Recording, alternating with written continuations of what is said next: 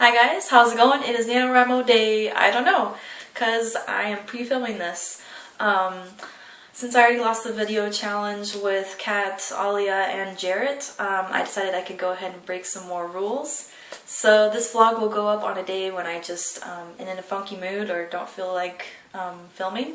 So I have kind of a video buffer, which is good. And the point of this video is that I watched a book preview video from WhittyNovels, and I thought it was a great idea and wanted to try it out for myself. Basically, you take some of your favorite books or books that you're really interested in and want to share, and instead of reading the synopsis or kind of talking about them in the expected way, you just share the first line of the first paragraph, and hopefully it sparks your interest to want to pick up these books, or at the very least it gets you exposed to first lines, which are very important. Obviously, it draws you into the world and makes a potential customer want to buy your book. So you need to definitely have a powerful first page, and throughout your novel you want to kind of take that idea of getting across stuff about your characters or world in a very succinct and interesting way that's provocative and new. So let's just dive into this. The first book is Memoirs of a Geisha by Arthur Golden. Yep. And I probably should have marked the page. Suppose that you and I were sitting in a quiet room overlooking a garden, chatting and sipping in our cups of green tea while we talked about something that had happened a long while ago. And I said to you, "That afternoon when I met so-and-so was the very best afternoon of my life, and also the very worst afternoon."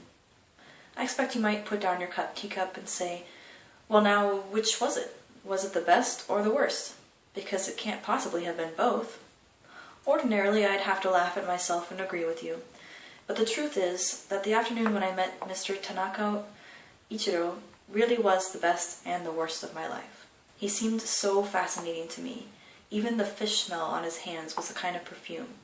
If I had never known him, I'm sure I would not have become a geisha. Okay. Second one is I Captured the Castle by Dodie Smith.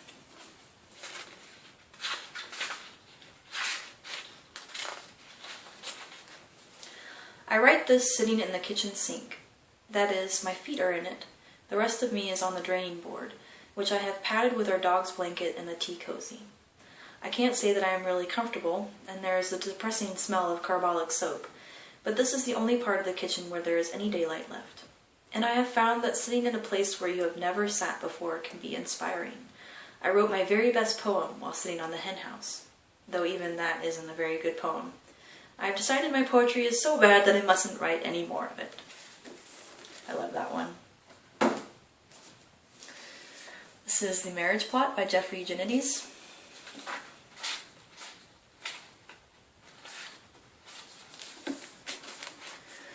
To start with, look at all of the books. There were Edith Wharton novels, ranged not by title but of date of publication. There was the Complete Modern Library set of Henry James, a gift from her father on her 21st birthday. There were the dog-eared paperbacks assigned in her college courses, a lot of Dickens, a smidgen of Trollope, along with good helpings of Austen George Eliot and redoubtable Bronte sisters. There were a whole lot of black and white New Direction paperbacks, mostly poetry by people like H.G. or Denise Leverteux. There were the Colette novels she read on the sly. There were the first edition of Couples belonging to her mother, which Madeline had surreptitiously dipped into back into the 6th grade, and which she was using now to provide textual support in her English honors thesis on the marriage plot.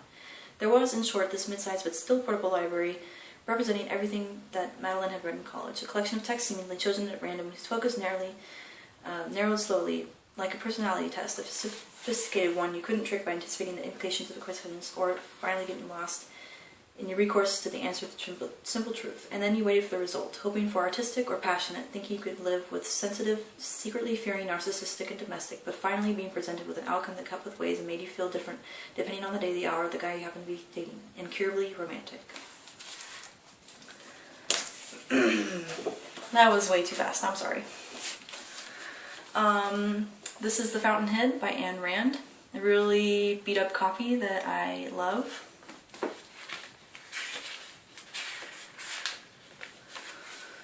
Howard Rourke laughed. He stood naked at the edge of a cliff. The lake lay far below him. A frozen explosion of granite burst in flight to the sky over motionless water. The water seemed immovable, the stone flowing. The stone had the stillness of one brief moment in battle when thrust meets thrust and the currents are held in a pause more dynamic than motion. The stone glowed, wet with sun rays. His body leaned back against the sky. It was a body of long, straight lines and angles, each curve broken into planes. He stood, rigid, his hands hanging at his sides, palms out. He felt his shoulder blades drawn tight together, the curve of his neck and the weight of the blood in his hands. He felt the wind behind him in the hollow of his spine. The wind waved his hair against the sky. And last is my 1947 copy of Wuthering Heights by Emily Bronte. I have just returned from a visit to my landlord, the solitary neighbor that I shall be troubled with. This is certainly a beautiful country. In all England, I do not believe that I could have fixed on a situation so completely removed from the stir of society. A perfect misanthrope's heaven, and Mr. Heathcliff and I are such a suitable pair to divide the desolation between us. A capital fellow. He little imagined how my heart warmed towards him when I beheld his black eyes withdraw so suspiciously under their brows as I rode up, and when his fingers sheltered themselves with a jealous resolution still further in his waistcoat as I announced my name. "Mr. Heathcliff," I said. A nod was the answer. I love that as well. Heathcliff is my bae. Anyways, I hope that was interesting. Definitely let me know if you liked that, if you hated it, never want to see anything from me again, go away. Anyways, I will talk to you guys later. Goodbye!